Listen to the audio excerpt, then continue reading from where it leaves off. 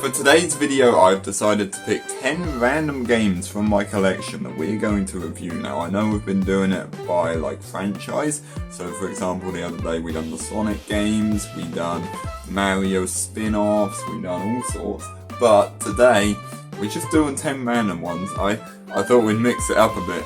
The category I've gone for today is actually DS and 3DS games, so let's get started. By the way, these aren't in order of how much I like these games, it's just a review of each game, so just thought I'd clear that up. First up we have Cut the Rope Triple Treat. I doubt many people know of this game, but I was a really big fan of Cut the Rope back in the day, and when I found out that there was 3 games in one, I was like, oh man, I gotta have it. I honestly really like the Cut the Rope games. The levels they make you use your brain a bit more, which is good, because I don't use my brain, ever.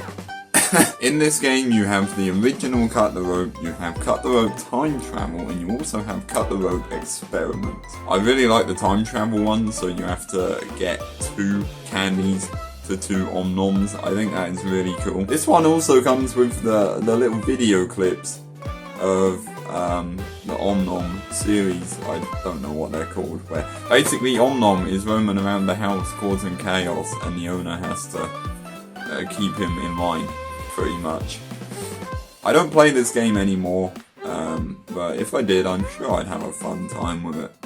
I think it's a brilliant game. Next up we have a game that is also on the Switch, and that is Miitopia. I used to really love Miitopia. I thought it was so much fun, and when I saw the ad, it said, if you like Tomodachi Life, you will love Miitopia. And I did. I really used to love this game, but now when I go back to it and play it, I think this game is very bare bones, it's very empty, it gets very boring very quickly.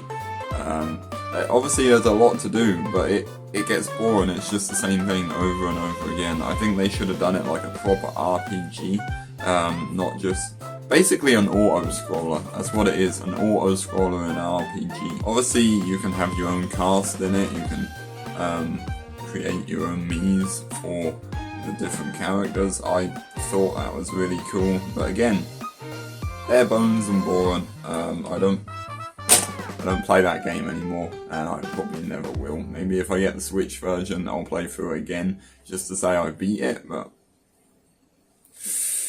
yeah. Next up we have another game that I doubt many people have heard of, and that is Moshi Monsters Katsuma Unleashed. I was a really big Moshi Monsters fan back in the day, and I also have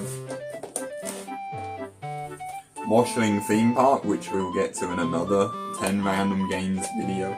I thought this game was alright, just your everyday 2D platformer sort of thing. There was a lot to do in this game. There was really fun boss fights. The boss levels in this game were brilliant. I loved them. They were probably the best part of this game. Katsuma's moveset is alright. I don't really remember it all that well, but I don't really think I had any problems with it. I'm pretty sure I went through 100% of this game. I would have to double check, but I'm pretty sure I did. I checked, and I did actually 100% this game. I don't often 100% games. I've only 100% at like 47. Yeah, I honestly don't mind this game. I think it's on the normal DS as well, not just the 3DS. I'd never go back and play this game. I have no wish to. It's not that good of a game to go back and play it, but it's alright, I guess. Next up we have one of possibly the most loved 3DS games that people are still waiting to be ported to the Switch, and you've probably guessed it by now. Tomodachi Life. Oh my god, this game is brilliant. I've put so many hours into this game, so much fun to be had in this game. There's so much you can do, a lot more than what there is in Miitopia. See, if it says if you like Tomodachi Life, you'll love Miitopia. Nah. Jesus.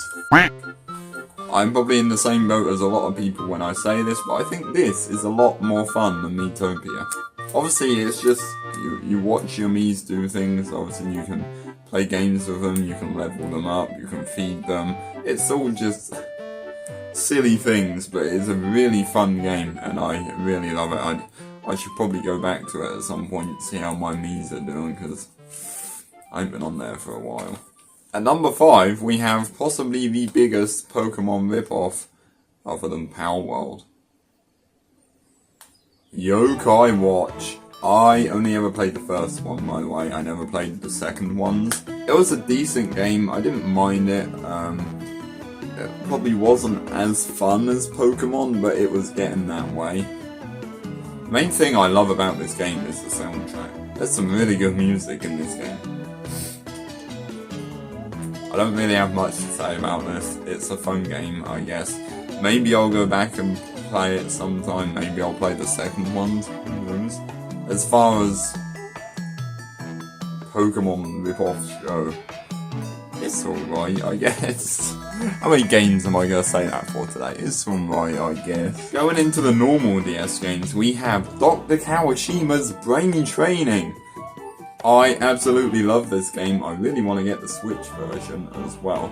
But I put so many hours into this game. I used to play it every single day. I used to do all the Sudokus on here as well, which were really fun to do. I always thought this kept my brain active, which obviously it's meant to do. Yeah, this game is really fun. I'd probably go back to it at some point, because obviously it never ends. You can do your daily puzzles, you can do your daily brain training, brain age test, whatever it's called. Yeah, but I honestly think it's a really fun game. As it says on the box, keep your mind sharp with simple daily exercise. And it does. That is what it does. Because obviously I used to play it a lot, and I still know maths. Next up, we have a really crap game. Cooking Guide.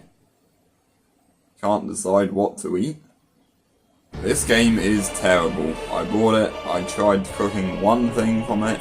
It came out awful. I followed every single instruction on the game, and it was I just don't know what happened.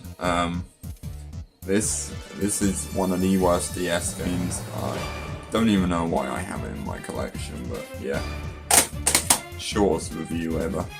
Now next up we have a really fantastic game compared to that last one, and that is Drawn to Life SpongeBob SquarePants Edition. Oh my god, I love this game. I used to play the hell out of this when I was a kid. And it was so much fun. I never played the Drawn to Life games on their own, but SpongeBob version is probably the best in my opinion. Obviously it's SpongeBob, I always love SpongeBob. Boss fights are brilliant, the levels are brilliant as well, and the story is quite stupid as well. This game will always hold a special place in my heart, and no one will ever be able to change that. This was one of my favourite childhood games in my opinion, because it was just so darn good. Next up we have possibly the worst version of GTA, and that is GTA Chinatown Wars. Until I got this game, I never knew there was a GTA on the DS. Comes with a poster, which is also a map on the back. Woo! This honestly is a really good game for its time. When was this made? 2007 to 2009. Wow. It's not a bad game. I think it's a bit crap, but it's really not that bad. I never beat it. I got stuck on one mission and I never went back to this game, so I don't really know much about the story. But for a GTA game it's not great, for a DS game it's okay, I guess. Final game of the day, and this is actually like a sequel to a game we spoke about earlier, and that is more Brain Training. We got the Kawashima. This has basically all of the stuff that the original Brain Training had, but they kind of mix it up a bit. For example, the mathematics tests, they change them up. You don't put the answer you put what symbol should be in the middle, so plus or minus or times or divide or... Now that I got that huge sticker off the back of this case, I can focus now. There's honestly a lot more puzzles and stuff in this game that will test your brain. I'm not sure if I prefer this one to